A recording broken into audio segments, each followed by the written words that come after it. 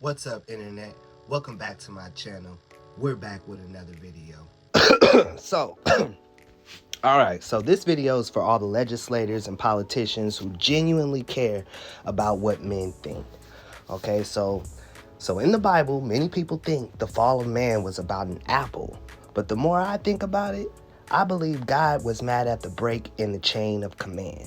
See, now when God made Adam, he was doing a great job naming the animals and chilling in the garden and following all the rules. That's the key point. He was following all the rules, respecting the order.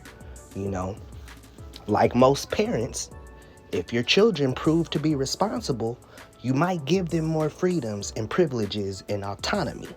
I think this is what God did when he created Eve.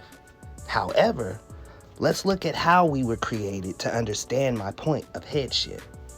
So, God created Adam from dust, and he breathed the breath of life through his nostrils, whereas Eve was created from Adam's ribs and did not receive that divine breath of life that Adam did. So, women are essentially an extension of man, and we are their legal guardians, much like children. Okay, this is why they were both punished in the garden. You know, you're not watching your kids, fucker. Anyway, even nowadays, men are noticing that a lot of women carry themselves like children with no self-agency. You can look at all the frivolous lawsuits going on that are centered around women's lack of self-agency. Okay, now flash forward to when it was discovered that they ate the apples. You know, I think God was disappointed that Adam didn't teach Eve to obey the rules of the garden and respect his headship the way Adam learned to respect God's headship. You see, it's a trickle-down effect. Man respects God, the woman respects man, the children respects the woman, the man, and God. You see, that's how it's supposed to go. So yeah, he didn't show his dominion over her as he showed with everything else that was brought to him. You know what I mean? So he should have established with Eve that, hey, we don't talk about them apples. We don't go over there. Why are you wandering around? We're not talking to snakes. He was supposed to give her instructions. So I think a lot of times when people ask, like, well, if he knew they were going to eat the apples, why would he place the apples in the garden? That was the test. The test was just like, you know, just like if you have kids and you want to see if you can leave them alone for a while or are they going to burn the house down. It's the same situation. Just think of it like that.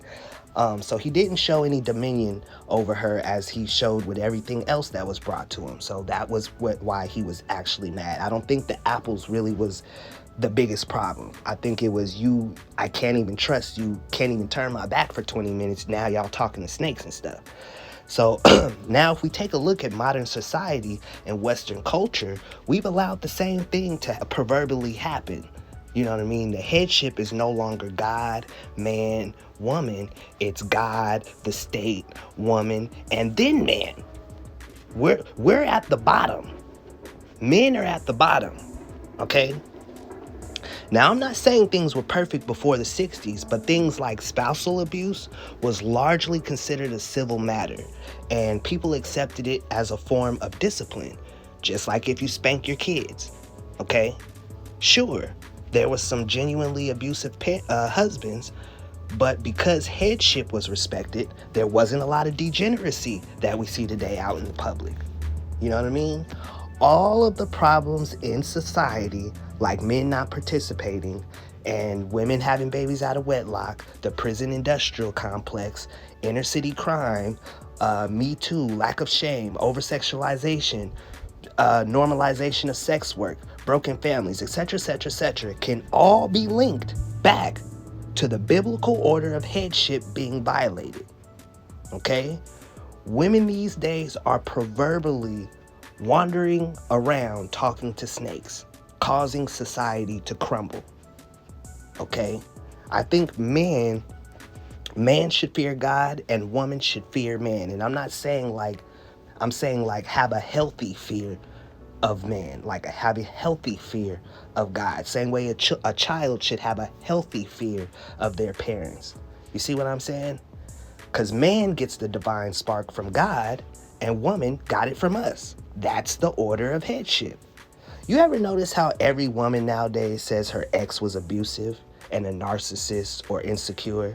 That's simply because women have never experienced or witnessed headship for like 3 generations now. So they can understand that your husband isn't insecure or your boyfriend isn't insecure simply because he doesn't want you dressing a certain way. He's trying to protect you. You know what I mean? If he doesn't want you hanging out with certain guys or whatever, it's because that's him showing his headship. He's not trying to control you. That's him exerting his headship. That's all that is. But nowadays, the headship is now looked at as abuse, and we got to change that. So, same way spanking your kid is now all of a sudden abuse, even though that's how we were all raised. Anyway, they never witnessed their mothers be obedient to a man, and nowadays they've never seen even their grandma be obedient to a man. Grandmas are getting plastic surgery and trying to go to the club with their daughters and granddaughters and stuff. You know, they don't have to respect the headship because they have the state. Okay? They know they can get a divorce and take your money, incentivizing the divorce. They know you can't hit them even if they hit you first, incentivizing them to hit men.